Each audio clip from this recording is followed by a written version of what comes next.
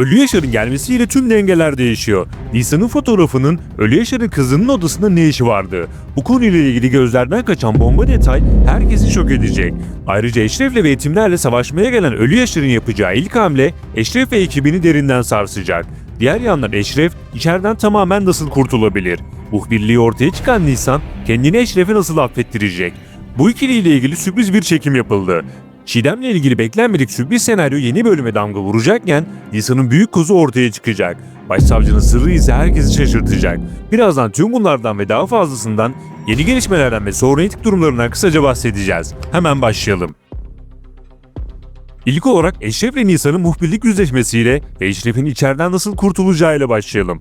Sonrasında Ölü Yaşar'la ilgili bomba senaryolara değineceğiz. Evet, nihayet Eşref, Nisan'ın muhbir olduğunu öğrendi ve büyük bir yıkıma uğradı. Ancak ne olursa olsun Nisan'a zarar gelmesini istemez ve bunun için içeriden kaçıp Nisan'ı yetimler mahkemesinden kurtardı. Elbette bu, Eşref'in Nisan'ı hemen affettiği anlamına gelmiyor. Bu ikili arasında büyük bir duygusal yüzleşme yaşanacak. Geçtiğimiz günlerde deniz kenarında duygu yüklü sahnenin çekimleri yapıldı. Nisan geç de olsa tüm her şeyi baştan sona Eşref'e anlatacak. Hatta Nisan'ın elinde iki büyük koz var. Birincisi Çiğdem'e ait olan ses kayıtları, ikincisi ilk sezon çektiği ve tüm gerçekleri anlattığı itiraf videosu. Eşref hem Nisan'ın anlattıklarından sonra hem de Çiğdem'e ait ses kayıtlarını dinlerse ve Nisan'ın itiraf videosunu izlerse tamamen ikna olmuş olacak. Her ne kadar ilk başta Nisan'ı çok kızsa da affetmesi çok uzun sürmeyecek.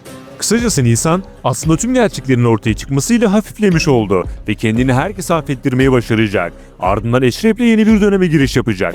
Bu dönemin adı elbette Rüya olacak. Asıl büyük yüzleşme o zaman yaşanacak. Peki Eşref içeri girmekten nasıl kurtulabilir? Bu konuda Çiğdem köşeye sıkıştırılabilir.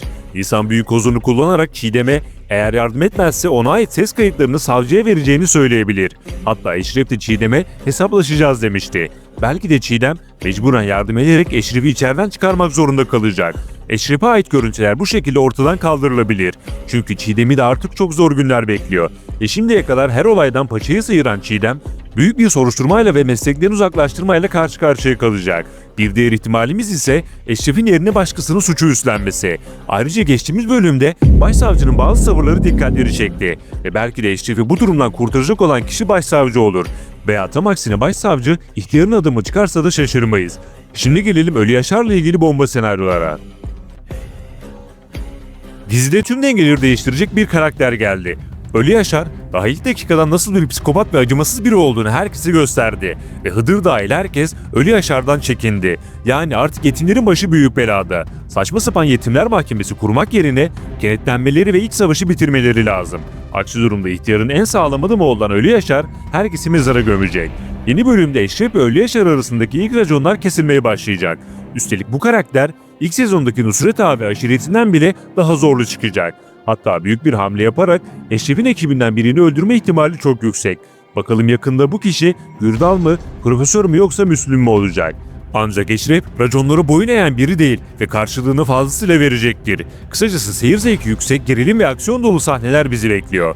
Diğer yandan geçtiğimiz bölümde çok bomba bir detay verildi. Ölü Yaşar'ın kızının odasında Nisan'ın posteri asılıydı. Yani Ölü Yaşar'ın kızı Nisan'ın büyük bir hayranı. İşte bu durum Nisan açısından bomba olayların başlangıcı olacak. Belki de ileride Ölü Yaşar sırf kızı için Nisan'ı kaçırıp kızıyla aynı odaya hapsedebilir. Kızının mutluluğu için Nisan'ı adeta alıkoyacak. Doğal olarak bu da Eşref'i çıldırtacak. Gaddarlığıyla bilinen Ölü Yaşar'ın tek bir zaafı var. O da kızı. Ayrıca yetim olmadığı ortaya çıkan Kadir de Ölü Yaşar'dan nasibini alacak. Ve hatta bu büyük savaşta yetimlere destek verecektir. Son olarak sonraki durumlarına bakalım. Çarşamba günleri büyük bir rekabetin yaşandığı reyting mücadelesinde Eşref Rüya 3 kategoride de maçın da etkisiyle düşüş yaşadı. Yeraltı dizisinin ardından ikinci sırada yer aldı. Dünkü bölüm çok daha yüksek reytingleri ve birinciliği hak ediyordu ancak bu haftalık olmadı. Peki siz son bölümü beğendiniz mi? Yorumlara yazın. Yeni videoları ve gelişmeleri kaçırmamak için kanala abone olup bildirimleri açabilirsiniz. Bir sonraki videomuzda görüşmek üzere. Hoşça kalın.